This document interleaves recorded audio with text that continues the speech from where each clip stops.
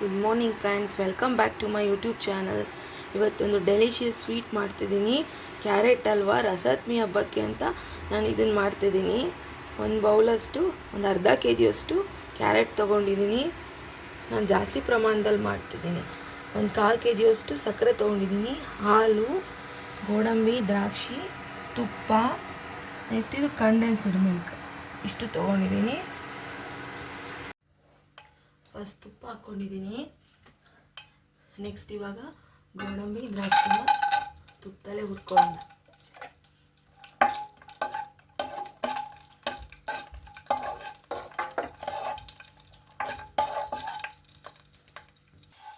ಇದಾಗಿದೆ ನೋಡಿ, ಈ ಥರ ಸ್ವಲ್ಪ ಗೋಲ್ಡನ್ ಫ್ರೈ ಆಗಿದೆ. ಇವಾಗೆಲ್ಲ ತಗೊತೀನಿ. ನೆಕ್ಸ್ಟ್ ಇದಕ್ಕೇನೆ ಕ್ಯಾರೆಟ್ ತುರಿಯಲ್ಲಿ ಹಾಕ್ಕೊಂಡು ನಿಧಾನ ಉರಿಲಿ ಫ್ರೈ ಮಾಡ್ತಿರ್ಬೇಕು.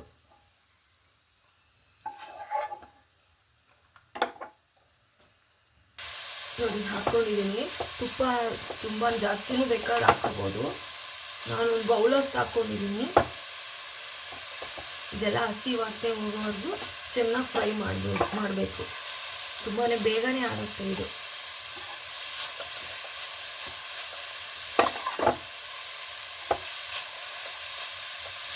ನಾನು ಇವತ್ತು ಹಬ್ಬಕ್ಕೆ ಅಂತ ಸ್ಪೆಷಲಾಗಿ ಕ್ಯಾರೆಟ್ ಹಲ್ವಾನೇ ಮಾಡ್ತಿದ್ದೀನಿ. ಇದಕ್ಕೆ ಖೋವಾ ಸೇರಿಸ್ಬೋದು, ಇನ್ನೂ ಚೆನ್ನಾಗಿರುತ್ತೆ. ಇಲ್ಲಿ ನಮ್ಮ ಹಳ್ಳಿ ಕಡೆ ಸ್ವಲ್ಪ ಸಿಗಲ್ಲ ಖೋವಾ, ಹಾಗಾಗಿ ನಾನು ಏನು ಹಾಲು, ಕಂಡೆನ್ಸ್ ಮಿಲ್ಕ್ ಹಾಕಿ ಮಾಡ್ತಿದ್ದೀನಿ.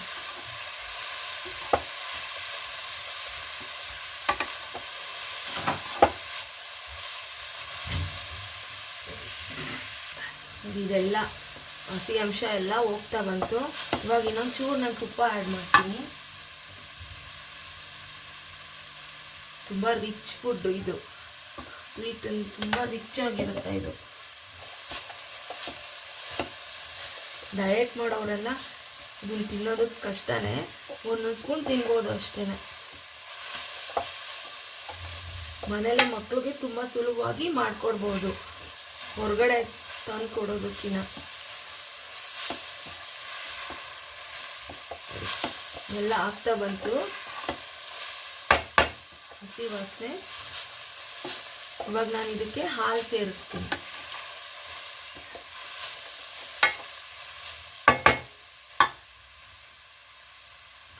ನಾನು ಒಂದು ಬೌಲಷ್ಟು ಹಾಲು ಸೇರಿಸ್ತೀನಿ.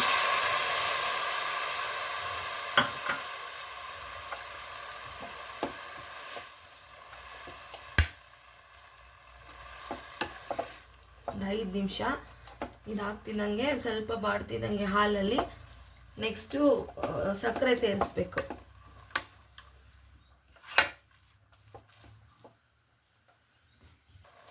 ಹಾಲೆಲ್ಲ ಅದು ಅಬ್ಸರ್ವ್ ಮಾಡಿದೆ ಇದು ಕ್ಯಾರೆಟ್ ಎಲ್ಲ. ಇವಾಗ ಸಕ್ಕರೆ ಹಾಕ್ತಿದ್ದೀನಿ.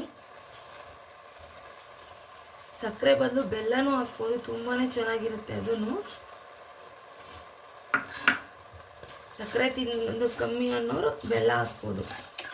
ನಾನು ಲಾಸ್ಟ್ ಟೈಮ್ ಬೆಲ್ಲ ಸಹ ಹಾಕಿ ಮಾಡಿದ್ದೆ, ತುಂಬಾ ಚೆನ್ನಾಗಿತ್ತು.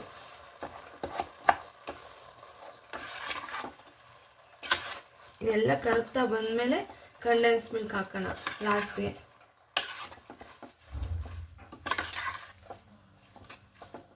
ತುಂಬ ಈಸಿಯಾಗೇ ಮಾಡ್ಕೋಬೋದು. ನಾನು ಯಾವಾಗಲೂ ಇದು ಮಾಡ್ತಿರ್ತೀನಿ ತುಂಬ, ಯಾಕೆಂದರೆ ಬೇಗ ಆಗುತ್ತೆ ಅಂತ.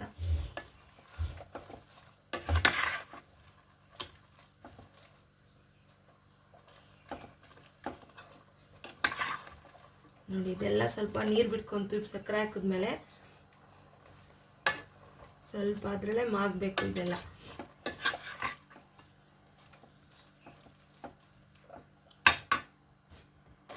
ಇದಾಗ್ತಾ ಬಂತು. ಇವಾಗ ನಾನು ಮಿಲ್ಕಿ ಮಿಸ್ಟ್ ಅವರ ಕಂಡೆನ್ಸ್ಡ್ ಮಿಲ್ಕ್ನ ಸೇರಿಸ್ತಿದ್ದೀನಿ. ತುಂಬ ರಿಚ್ ಕೊಡುತ್ತೆ ಇದು. ಖೋವಾ ಇಲ್ಲ ಅನ್ನೋರು ಇದನ್ನು ಬಳಸ್ಬೋದು ನೋಡಿ.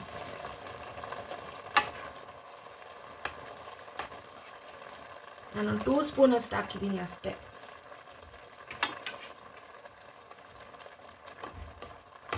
ಇನ್ನೊಂದು 2 ನಿಮಿಷ ಆಗ್ತಾ ಬಂತು ಇದು. ಇದಾಯಿತು. ಇವಾಗ ಬೌಲು ಟ್ರಾನ್ಸ್ಫರ್ ಮಾಡ್ಕೊಳ್ಳೋಣ. ಇವಾಗ ಗೋಡಂಬಿ ದ್ರಾಕ್ಷಿನ ಹಾಕೋಣ ಇದಕ್ಕೆ.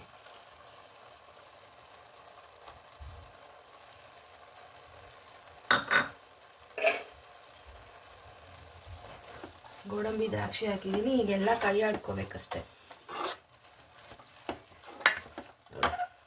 ಎಲ್ಲ ಡ್ರೈ ಆಗಿದೆ. ಇದು ಹಾಕಿದ ಹಾಲು ಎಲ್ಲ ಅಬ್ಸರ್ವ್ ಮಾಡಿದೆ ಕ್ಯಾರೆಟ್ಗೆ. ಇವಾಗ ಎಲ್ಲ ರೆಡಿ ಆಯಿತು. ತುಂಬ ಚೆನ್ನಾಗಿ ಇಷ್ಟು ವೆರಿ ಟೇಸ್ಟಿಯಾಗಿದೆ ಇದು. ನೀವು ಮಾಡಿಕೊಂಡು ಮನೇಲೇ ಮಕ್ಕಳಿಗೆಲ್ಲ ಮಾಡಿಕೊಡಿ, ಹೇಗಿತ್ತು ಅಂತ ತಿಳಿಸಿ. ನೋಡಿ ಎಲ್ಲ ಆಯಿತು. ಇದು